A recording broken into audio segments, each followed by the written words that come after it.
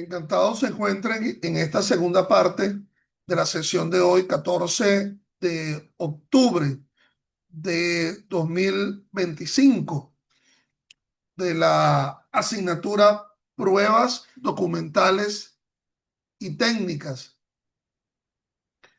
en la especialización en Ciencias Penales y Criminológicas y en Derecho Procesal de la Facultad de Ciencias Jurídicas de la Universidad Central de Venezuela. Quien les habla es el profesor Ángel Serpa Aponte, y todas estas clases vinculadas al ámbito del derecho penal, del derecho procesal penal y el derecho penal constitucional lo pueden encontrar en mi canal YouTube, Ángel Serpa Aponte, al cual los invito a que se suscriban para que conozcan mis criterios vinculados a esos ámbitos. En la clase de hoy nos ocupa el tema del valor de la experticia, el consultor técnico y las inspecciones, conforme al Código Orgánico Procesal Penal. Ya en la sesión anterior del mismo día de hoy, hemos disertado sobre el tema de la valoración de la experticia, del peritaje en el proceso penal venezolano. Ahora vamos a abordar el tema del consultor técnico.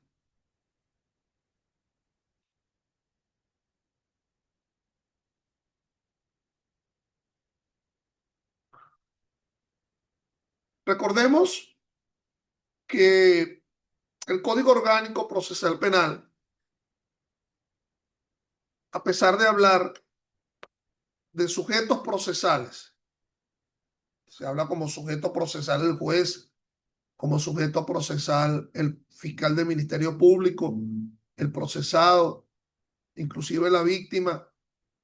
Después asume una categoría como la que se deriva pues de grandes procesalistas, como por ejemplo Goldsmith, que hace la separación entre sujetos y partes procesales.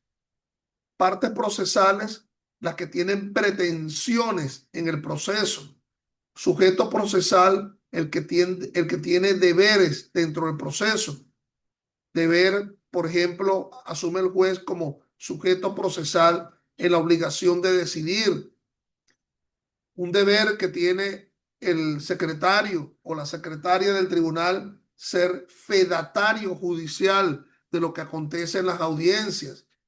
Un deber que tiene el testigo con su triple obligación de acudir, de declarar y decir la verdad.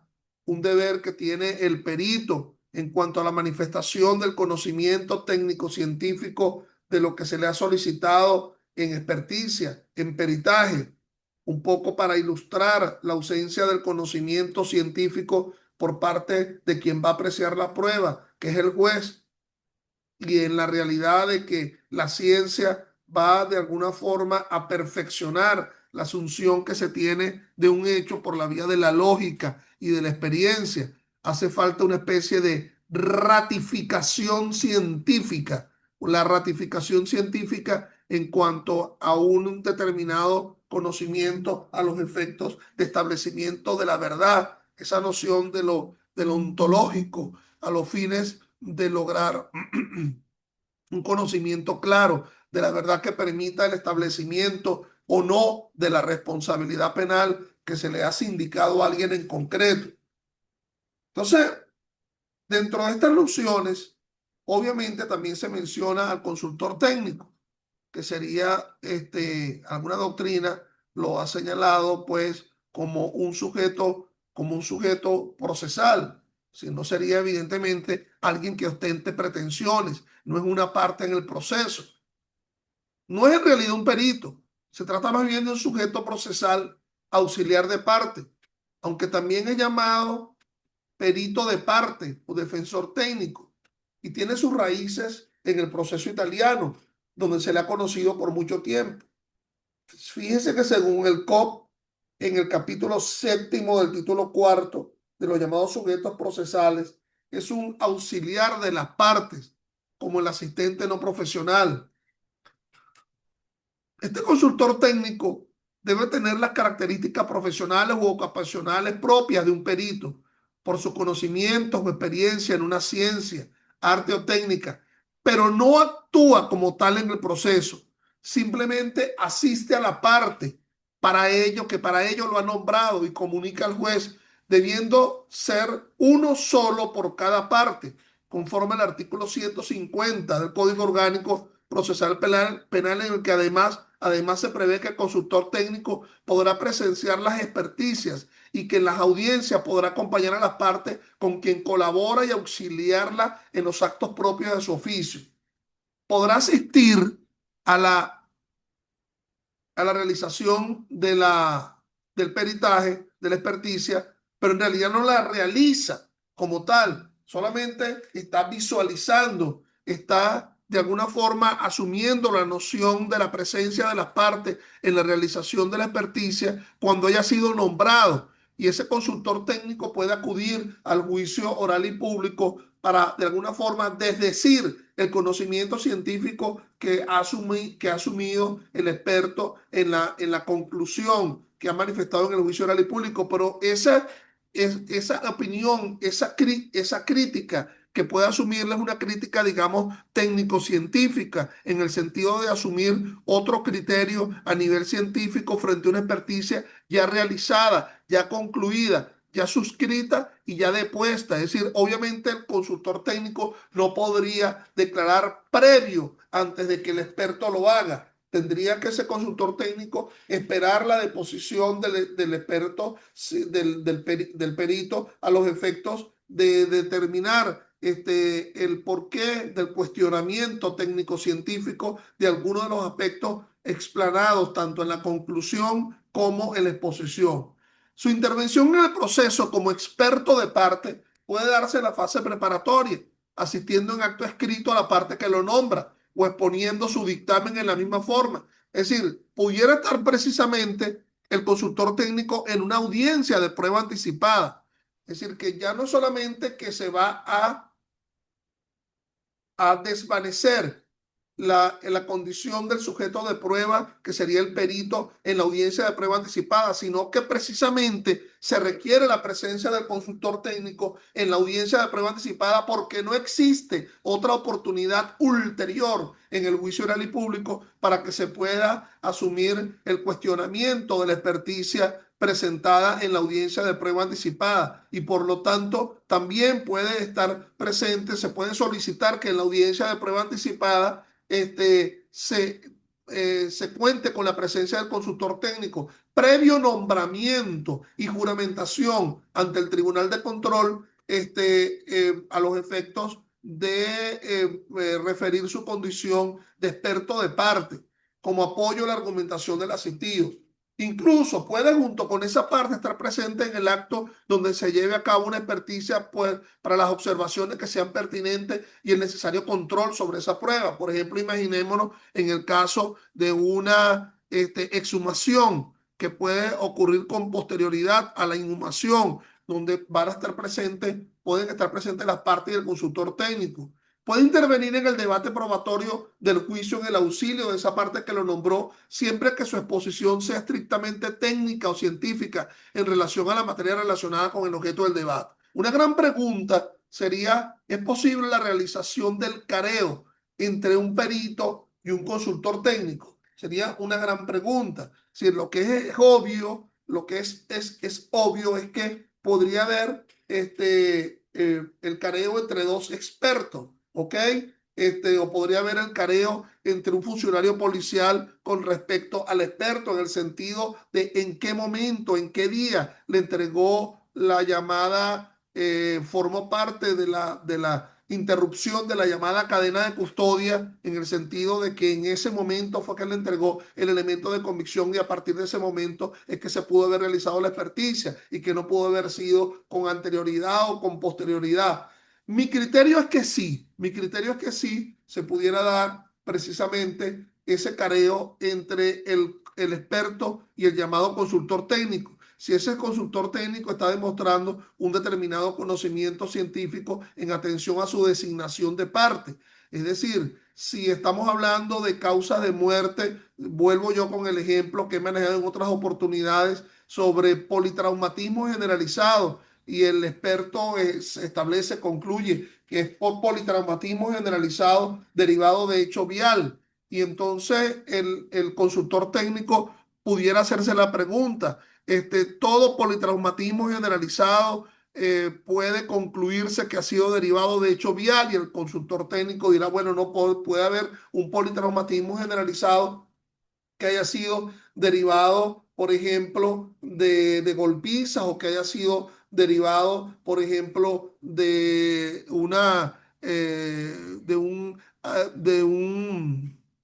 de un lanzamiento a través de una estructura física en descenso, en caída. Y entonces, bueno, allí ese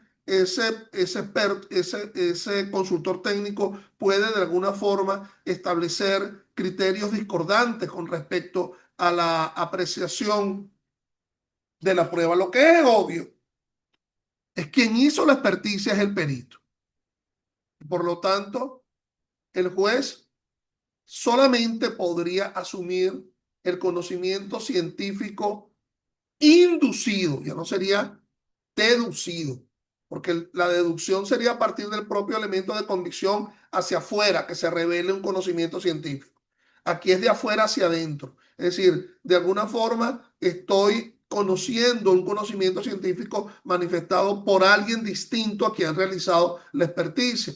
Entonces, es un conocimiento científico inducido, a diferencia del experto, que sería un conocimiento deducido, que se deduce a partir de algún elemento de convicción que se ha analizado.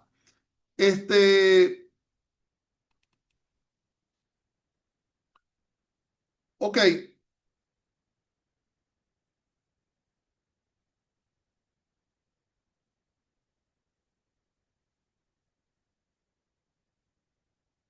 fíjense, aquí atendiendo algún parecer de la doctrina, aquí fundamentalmente estoy acuñando lo que, entre otros, establece Carlos Climent Durán, su famoso libro La prueba penal, eh, que habla de que el que ese consultor se asumiría como una proyección de la prueba pericial, a los fines de que pueda poner sus apreciaciones e interpretaciones con criterio técnico científico y adecuado al lenguaje propio de tu profesión como experto consultor, pero tratando de ser lo más entendible por todos. Evidentemente, proyecta su criterio porque ese criterio ya no es solamente sobre una conclusión escrita, sino es un criterio que se manifiesta sobre una conclusión depuesta en el juicio oral y público. Es decir, ya hay algo más porque ya es una conclusión ya es un conocimiento científico que se está manifestando sobre la base de una pregunta que se le ha hecho al experto sobre el origen de su conocimiento técnico científico. Es decir, es una incorporación del criterio técnico científico a partir de una causa en concreto. No se trata de un asunto genérico, de un asunto técnico científico de carácter global a los efectos de una tesis universitaria, sino de un asunto técnico científico que ha sido pretendido dentro de una noción de pretensión.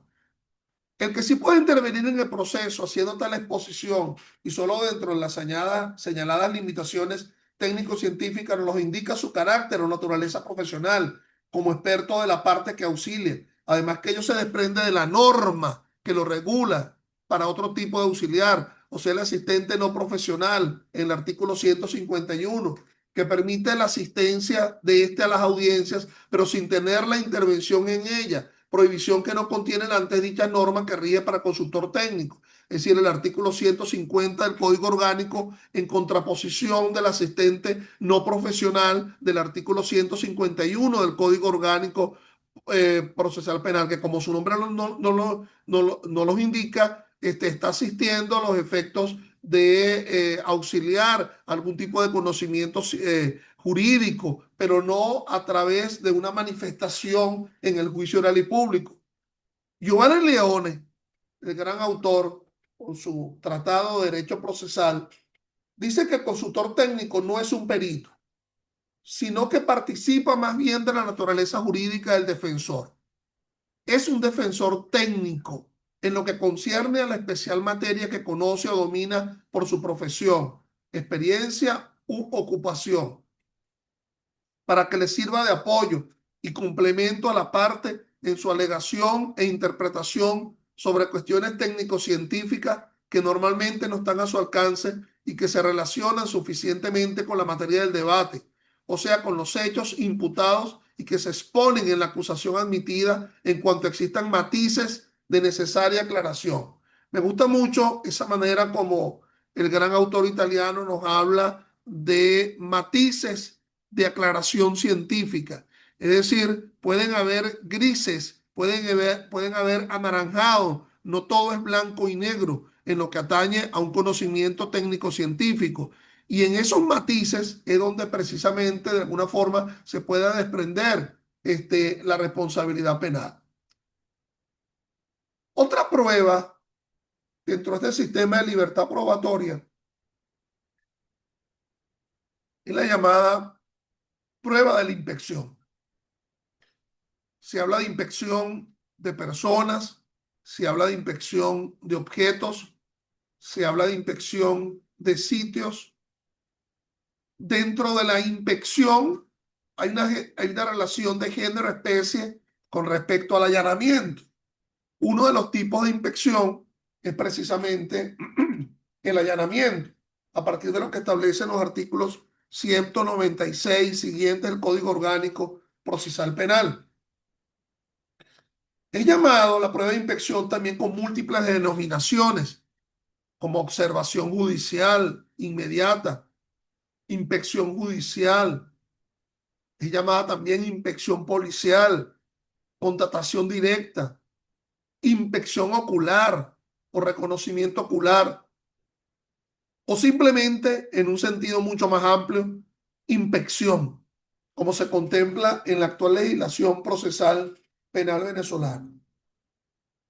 En sí, es el medio probatorio por el cual el funcionario, policía, fiscal o juez percibe una cosa directamente con sus sentidos, es decir, sin intermediario, lo cual puede ser útil para la reconstrucción conceptual del hecho que se investiga, para lo que debe dejar constancia descriptiva y objetiva de esa percepción. La interpretación de los hechos así percibidos pueden ser logrados mediante el auxilio de simples reglas de experiencia común. Aquí la experiencia común va a guardar un papel importante. Se trata de un sitio abierto, se trata de un sitio cerrado, se trata de un sitio iluminado, se trata de un sitio oscuro, es decir, esencialmente iluminado o esencialmente oscuro. Se trata de un sitio abierto, es decir, que está en descampado. Se trata de un sitio cerrado, encerrado en paredes. Entonces, la experiencia es lo que de alguna forma va a hacer plasmar dentro del acta de la inspección la realidad de lo que se está inspeccionando. Obviamente la inspección no se limita a constatar una percepción visual. Por ello ha sido inapropiado el término de inspección ocular que utilizaron legislaciones anteriores, ya que lo constatado se puede obtener mediante la utilización de otros sentidos, por ejemplo, el oído, el tacto y el olfato, según la naturaleza del hecho. Se trata de un sitio absolutamente ruidoso, de mucha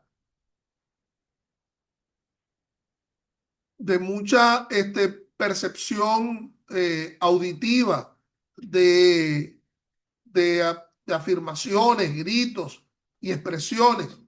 Entonces, la sola mención de la llamada inspección ocular de alguna forma puede, de alguna forma, limitar el carácter de la inspección como una prueba integral, es decir, como una prueba en la cual se maneja una percepción por la vía de la experiencia de una forma integral por los sentidos. una forma integral por lo que se ve, por lo que se escucha o inclusive por lo que se huele. Se trata de un sitio en donde se percibe un olor se percibe un olor de naturaleza azafranado, por decirlo de alguna forma, si eso fuera así,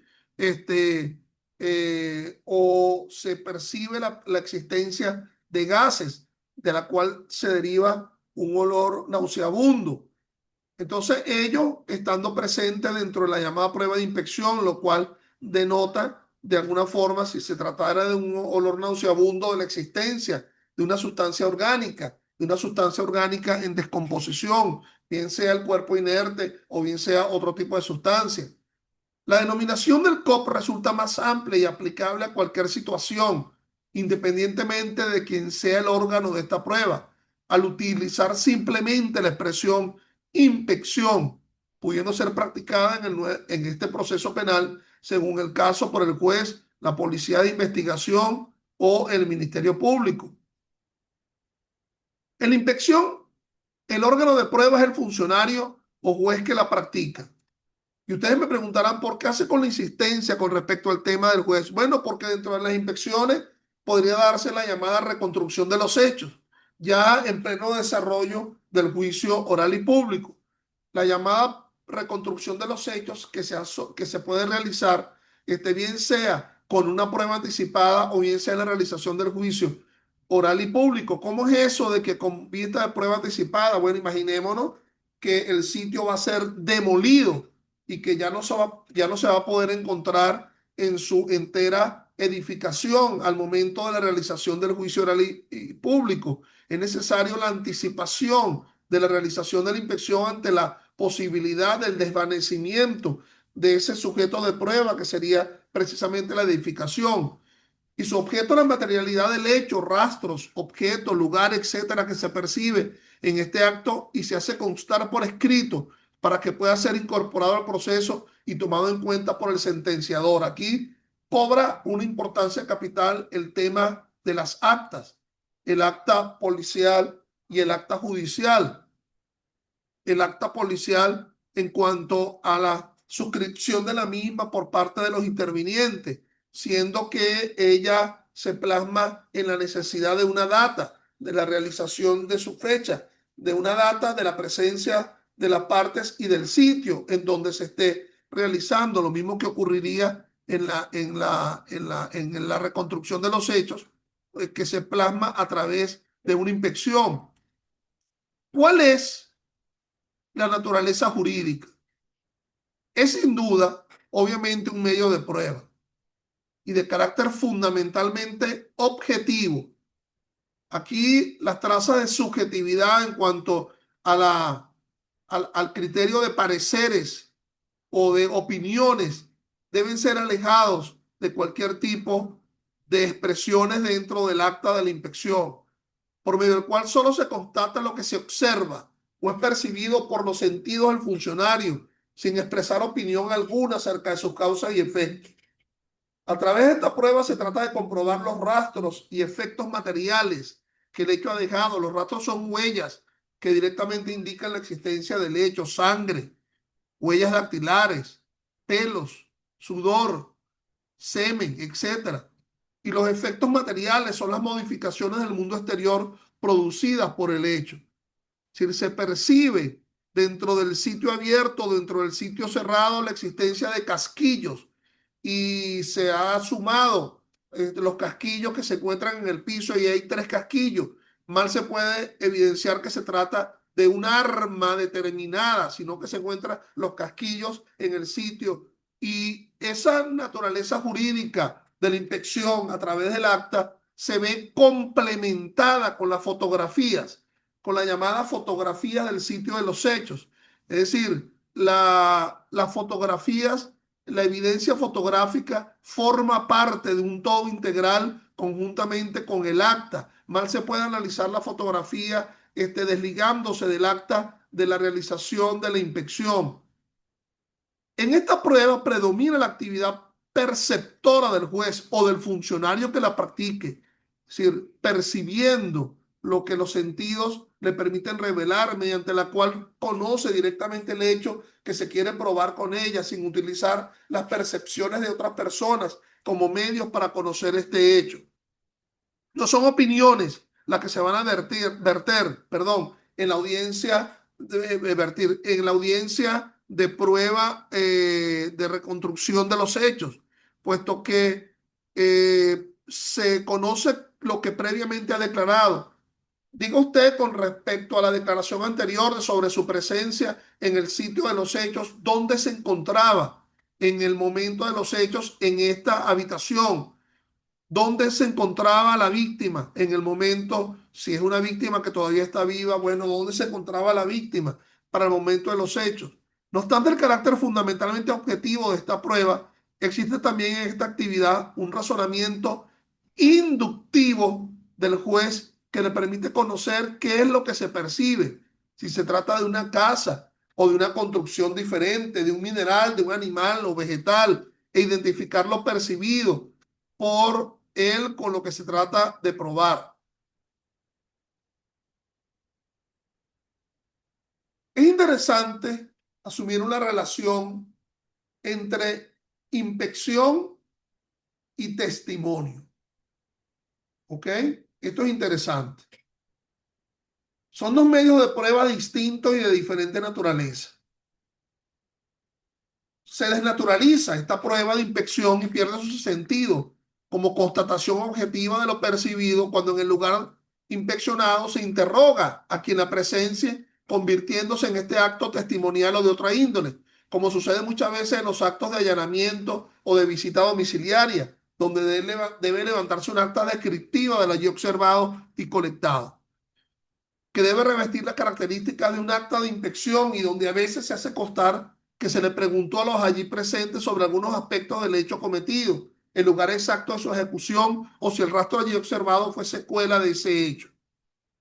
Fíjense que pudiéramos hablar de delito permanente que se mantiene desde el momento en que se cometió inicialmente, como por ejemplo el secuestro, en donde la persona ha sido observada, la persona que ha sido secuestrada ha sido observada precisamente en el sitio que ha sido allanado. Entonces, bueno, lo que va a revelar el acta de inspección, el acta de allanamiento, es la presencia con mucho tiempo, con posterioridad a la ausencia del secuestrado, la presencia del secuestrado en el sitio de los hechos. Es decir, lo objetivo tiene que revelar de una forma inductiva lo que allí se está percibiendo, sin hacerle pregunta a usted en el acta de allanamiento, usted desde cuándo se encontraba acá. Es decir, aquí lo que se tiene que verificar es la presencia del secuestrado en el sitio de los hechos. No obstante lo anterior, el funcionario juez sí puede valerse de testigos y peritos o de intérpretes según el caso, y en ciertos casos ellos es obligante según las exigencias especiales del COP, como en los actos de allanamiento que deben necesariamente realizarse en presencia de testigos. Aquí estamos hablando del testigo del allanamiento. Obviamente que si ese allanamiento, esa inspección se realizó en presencia de testigos, esos testigos tienen que ser ofrecidos necesariamente en la acusación, puesto que es un elemento de convicción que ha sido observado o verificado en la fase neta para el encuentro de los elementos de convicción, que es la fase preparatoria. Mal se podría ofrecer ese testigo como una especie de prueba nueva, conforme a las pautas del artículo 311, numeral 8 del Código Orgánico Procesal Penal, o como prueba nueva de hecho nuevo, como lo establece el artículo 342 del Código Orgánico Procesal Penal, puesto que evidentemente está vinculado a la noción del testigo del allanamiento, de testigo de la inspección, en su conocimiento tanto en lo que resulta de la inspección como de la presencia del testigo, que de alguna forma legitima la realización adecuada del allanamiento. Habrá casos en que en el papel del experto hará que estos sean simplemente auxiliares y tengan una función más protagónica o determinante para establecer la causa de un hecho, por lo cual deberá tenerse como prueba pericial contenida dentro de este acto inspeccional, debiendo cumplirse para ello con las formalidades exigidas para este tipo de pruebas, como por ejemplo en el caso del levantamiento del cadáver. El levantamiento del cadáver que se está presenciando el cadáver por parte de un experto, que sería un médico. Entonces, en este caso, estaría incidiendo dentro de la propia inspección la presencia de un experto técnico. Hay una conjunción de testigos y expertos que pudieran estar presentes en la propia realización de la inspección. También el funcionario puede obviamente valerse en la inspección de ciertas operaciones técnicas que crea convenientes, videos, grabaciones, fotografías, planos. Entonces, la inspección ha de cumplir con el rol de comprobar los rastros o alteraciones que la persona haya podido dejar el hecho, sangres o cicatrices, que también pueden ser objeto de la prueba pericial. Estoy hablando de la inspección de personas, ¿okay? Me estoy refiriendo a la inspección de las personas. Rastros o alteraciones que la persona pueda haber dejado el hecho. Las características fisonómicas o de otra índole de esa persona, altura, contextura, color, pudiendo también constatarse aspectos funcionales, si cojea al caminar o se pone nervioso al hablar, de alguna forma. Lo que puede tener oculto en su cuerpo o adherido en su mismo en sus partes íntimas o en su ropa. Fíjense que el 191 del COP prevé que podrá inspeccionarse una persona siempre que haya motivo suficiente para presumir que oculta entre sus ropas o pertenencias o tiene adheridos a su cuerpo objetos relacionados con un hecho punible. Evidentemente que esa presunción, esa actividad inductiva, tiene que surgir de otro tipo de otro elemento distinto a la propia inspección. Es decir, el seguimiento que se ha hecho de la persona, la presencia de la persona en sitios en los cuales se le ha hecho un seguimiento y de allí se quiere verificar la presencia de elementos convictivos dentro de la propia integridad de la persona. En estos casos, la norma exige que antes de procederse a la inspección, me estoy refiriendo al artículo 191, se advierta a la persona acerca de la sospecha y del objeto buscado, pidiéndole su exhibición.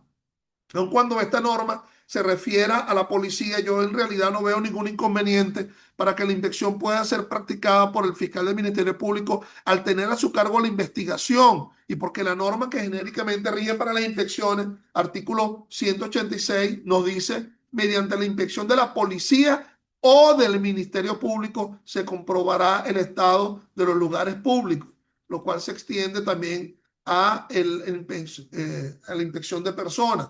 Obviamente que debe respetarse el pudor de las personas y el examen corporal y mental a que se refiere el artículo 195 consiste en la verificación sobre las huellas que por el hecho pudo dejar una persona pudiendo ser su estado psíquico, estado depresivo, de pérdida de contacto con la realidad, desorientación. Recordemos que el 130 del Código Orgánico alude a la necesidad de que existe una plena capacidad psíquica por parte del procesado. Bueno, miren, en aras del tiempo, ya lo que me está quedando son 3 minutos, voy a permitir el micrófono, voy a abrir el micrófono para ver si tienen alguna pregunta con respecto a la clase de hoy o asuntos anteriores. Sí, buenos días, profesor.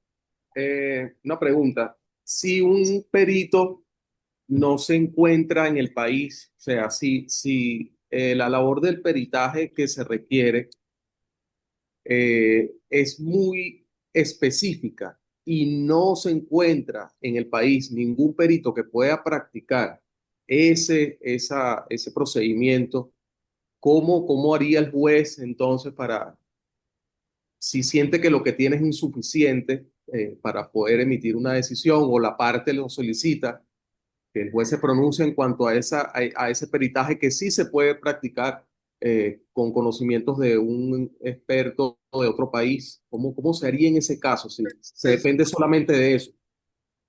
Sencillamente hay un problema de ausencia de pruebas. Sencillamente nos encontramos con un problema de ausencia de pruebas y de la ausencia de la demostración del conocimiento científico necesario para constituir la sana crítica. El juez no está para asumir las cargas procesales de las partes. El juez mal podría asumir las cargas procesales de probar a través de un perito que se encuentre fuera del país a los efectos de lograr una declaración por vía virtual. Es decir, le correspondería a quien está solicitando el conocimiento técnico científico su demostración. Obviamente, si el conocimiento técnico científico es vital a los efectos del establecimiento de la responsabilidad, nos encontramos con un problema de ausencia de prueba. Esta relevación de prueba obviamente conduciría a una ausencia de demostración de la culpabilidad y a una sentencia absolutoria.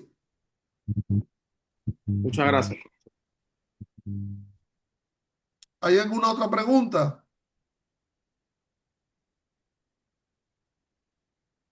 Bueno, Profesor, entonces nos veremos en... profe, Sí, dígame. no sé si me da tiempo para hacerle una pregunta con relación al experto que es propuesto por el Ministerio Público, en el entendido que el Ministerio Público, al tener pretensiones, es una parte procesal. Sin embargo, cuando él propone al experto que trabaja para su propio organismo, obviamente logra proponer para que le ayude en sus pretensiones. Entonces, ese experto que está proponiendo el Ministerio Público, porque ustedes en su momento